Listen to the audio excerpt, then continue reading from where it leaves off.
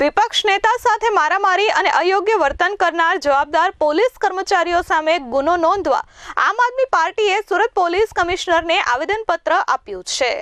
આમ આદમી પાર્ટી દ્વારા પોલીસ કમિશનરને પાઠવવામાં આવેલા આવેદનપત્રમાં જણાવ્યું હતું કે ગત તારીખ 17/9/2025ના રોજ આમ આદમી પાર્ટીના ચૂંટાયેલા પ્રતિનિધિઓ અને વિપક્ષ નેતા પાયલ સાકરિયા પોતાના જ વોર્ડની અંદર સુરત મહાનગરપાલિકા દ્વારા સંચાલિત નવનિર્માણ પામેલી 50 બેડની હોસ્પિટલનું લોકાર્પણ હતું, જ્યાં આમંત્રણ હોવાથી લોકાર્પણના કાર્યક્રમમાં જોડાવા માટે સ્થળ પર પહોંચ્યા હતા। ત્યારે પોલીસ દ્વારા આમ આદમી પાર્ટીના નગરસેવકો તેમજ વિપક્ષ નેતા પાયલ સાકરિયા સાથે ઘર્ષણ કરવામાં આવ્યું હતું અને તેમની ધરપકડ કરવામાં આવી હતી। તેમજ 1.5 કલાક સુધી પોલીસ વાનમાં જ નગરસેવક અને વિપક્ષ નેતાને આખા શહેરમાં ફેરવવામાં આવ્યા હતા। તેમજ પાયલ સાકરિયાને પેટમાં દુખાવો ઉપડ્યો હોવા છતાં સમયસર હોસ્પિટલમાં લઈ જવાની ગંભીરતા દાખવવામાં આવી ન હતી। તેમજ પાયલ સાકરિયાને મારવાની કોશિશ કરી હોવાના પણ આક્ષેપો આવેદનમાં આપવામાં આવ્યા છે।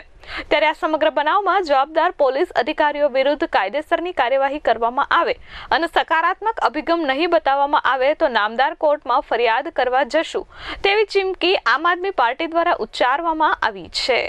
માનનીય પોલીસ કમિશનર સાહેબને અમે નિવેદન કરવા માટે આવ્યા હતા કે આજથી 3 દિવસ પહેલાં અમારા નગરસેવકો સાથે પોલીસ તંત્ર દ્વારા જે દુર્વ્યવહાર કરવામાં આવ્યો, મારામારી કરવામાં આવ્યા, એ પોલીસ અધિકારી ઉપર કાયદેસરની કાર્યવાહી કરવામાં આવે। પોલીસ તંત્રને કોઈ પણ સામાન્ય માણસ હોય એના ઉપર પણ હાથ ઉપાડવાનો અધિકાર નથી।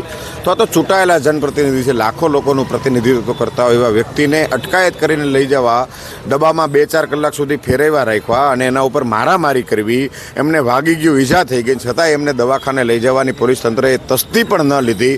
આવા પોલીસ અધિકારી પોલીસ તંત્રની અંદર દાગરૂપ છે, સમાજમાં દુષ્પ્રેરણારૂપ છે। આવા અધિકારી ઉપર કાયદેસરની કાર્યવાહી કરવામાં આવે, એના ઉપર FIR કરવામાં આવે, ગુનો નોંધવામાં આવે।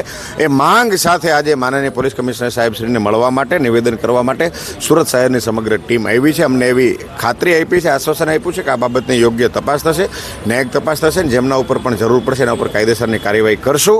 એટલે અમે આપના માધ્યમથી કહેવા માંગીએ છીએ કે એ અધિકારી ઉપર જો કાયદેસરની કાર્યવાહી કરવામાં નહીં આવે, એમના ઉપર FIR નોંધવામાં નહીં આવે તો અમારે ના છૂટકે માનનીય નામદાર કોર્ટના દરવાજા ખખડાવવા પડશે, પણ અમે FIR નોંધાવીને જ રહીશું।